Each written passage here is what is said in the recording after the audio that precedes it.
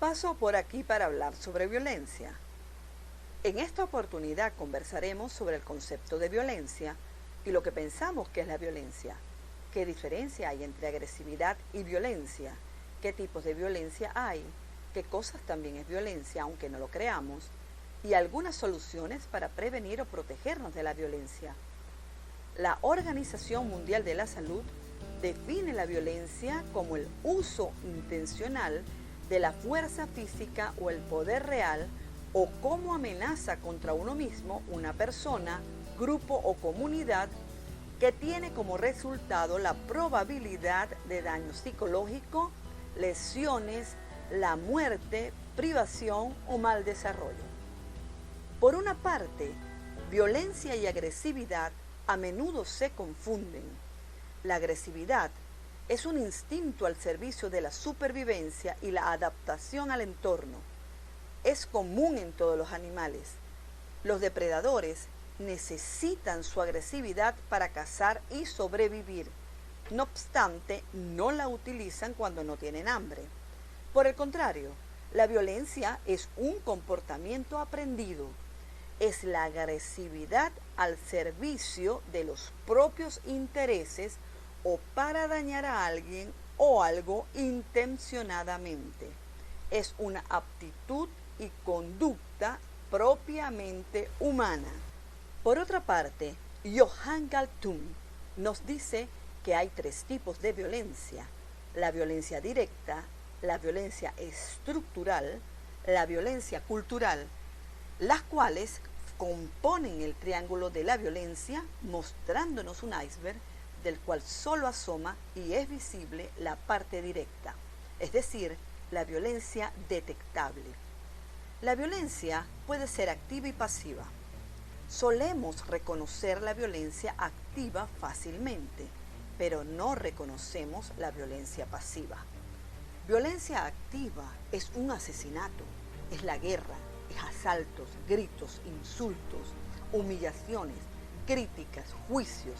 Violencia activa es abuso sexual, sea quien sea el agresor.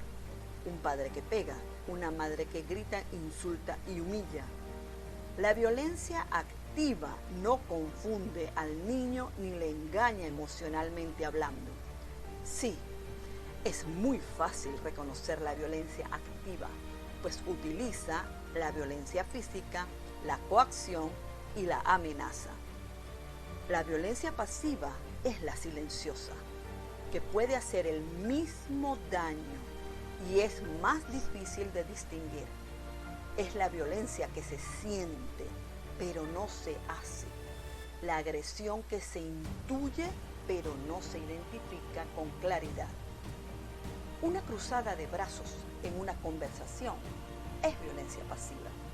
El cinismo es violencia pasiva. La indiferencia mantenida en el tiempo es violencia pasiva.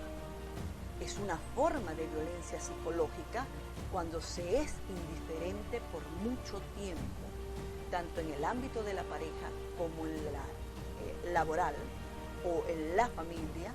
El permanecer indiferente al otro, es decir, a los problemas de los hijos, a la presencia de la pareja, los logros de los alumnos o la tarea de los empleados, es una forma de maltrato.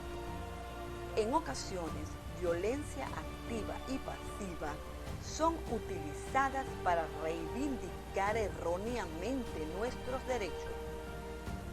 En la violencia pasiva, el manipulador puede ofrecer una imagen sumisa, encantadora, incluso seductora. Sin embargo, subyace una gran reserva de agresividad. La violencia pasiva se ejerce a través de la manipulación y el chantaje emocional. Al lado del maltrato de mujeres, de hombres, ancianos y niños, se alista la autoviolencia. Este es un fenómeno que viven en Estados Unidos casi 3 millones de personas. En la Unión Americana, en su mayoría, mujeres entre 25 y 35 años, inteligentes, bien educadas, de clase media o de clase media alta, son afectadas. Es decir, a más de 1% de la población está afectándole este fenómeno en Occidente. Autoviolencia es pincharse adrede, cortarse, mutilarse, arrancarse los cabellos y las uñas, o utilizar cualquier recurso de la autotortura a la que recurre hoy una centésima parte de los seres humanos económicamente desarrollados.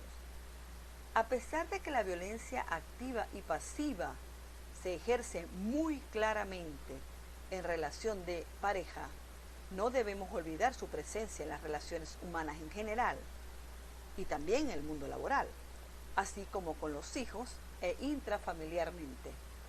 Por supuesto que en la mayoría de los casos, la violencia con los hijos no es intencionada y gran parte de las veces es pasiva, pero el niño, el hijo, al recibir este tipo de educación, la va a replicar cuando sea mayor.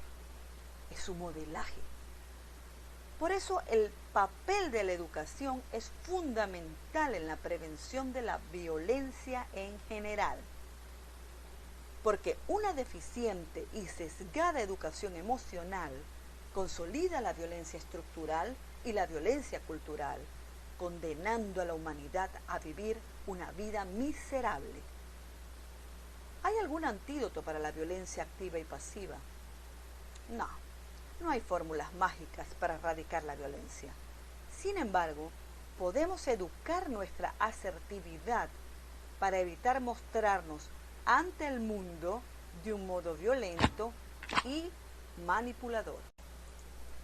La violencia activa y pasiva es un subproducto de la civilización del que debemos responsabilizarnos individual y colectivamente. La dinámica de la violencia aparece muy especialmente en la comunicación. Marshall Rosenberg formuló propuestas útiles para erradicar esta lacra de la sociedad. Él la bautizó comunicación no violenta y es un diseño de comunicación basada en profundos valores de respeto, pacifismo, conexión, responsabilidad y elección.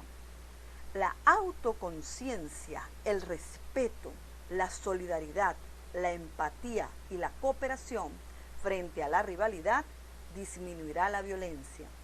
La igualdad y la libertad de todas las personas son valores nucleares para hacerle frente a la violencia. Para finalizar, podemos resumir que la violencia es un comportamiento aprendido, donde se utiliza la agresividad al servicio de los propios intereses o para dañar a alguien o a algo intencionadamente. El triángulo de la violencia de Johann Galtung nos muestra la violencia directa, la violencia estructural y la violencia cultural, todo como un iceberg y que solo asoma y es visible la parte directa, es decir, la violencia detectable. En cualquier caso, la violencia siempre denota falta de empatía y asertividad y podemos aprender a desarrollar mecanismos de acción con base en la integridad, en la dignidad y en la libertad, que conlleven a la convivencia en paz y permitan eliminar la violencia de nuestras vidas. En todo caso, la invitación es a cumplir y a enseñar a cumplir la regla de oro. Haz por los demás lo que te gustaría que hicieran por ti. Y para despedir, los dejo en compañía del doctor Roberto Briceño León, quien es un referente fundamental en el tema de la violencia.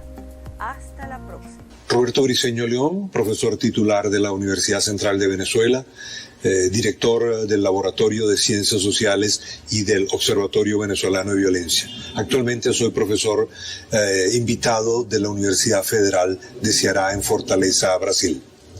La paz no es la ausencia de la violencia.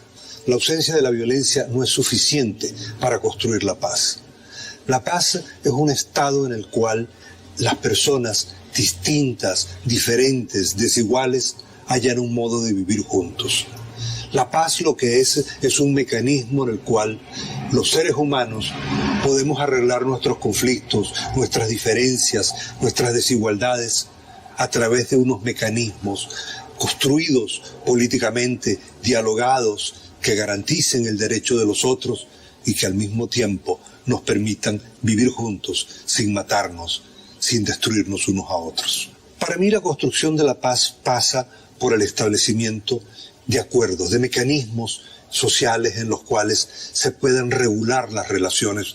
Es que es eso que llamamos en sociología o en economía institucionalidad. La paz existe cuando pueden existir reglas del juego que regulen las relaciones entre las personas y que esas reglas del juego sean abstractas, sean generales, no dependan del capricho de uno o del capricho de otro, no dependan de la voluntad mezquina de uno, sino de otro, sino de algunos mecanismos que procesen las diferencias, que procesen el conflicto, porque la paz no puede ser la ausencia del conflicto. El conflicto es inherente a la sociedad humana. La paz es una construcción civilizatoria para poder vivir juntos y para poder procesar esos conflictos de una manera política, es decir, de una manera dialogada, conceptuada, que acepte al otro diferente, que acepte que uno puede equivocarse y que al mismo tiempo ofrezca mecanismos, ¿no?, de presunción de inocencia, de procedimientos que permitan en la medida máxima de lo posible reducir la tentación de las armas, de la fuerza, de la violencia, de la destrucción del otro.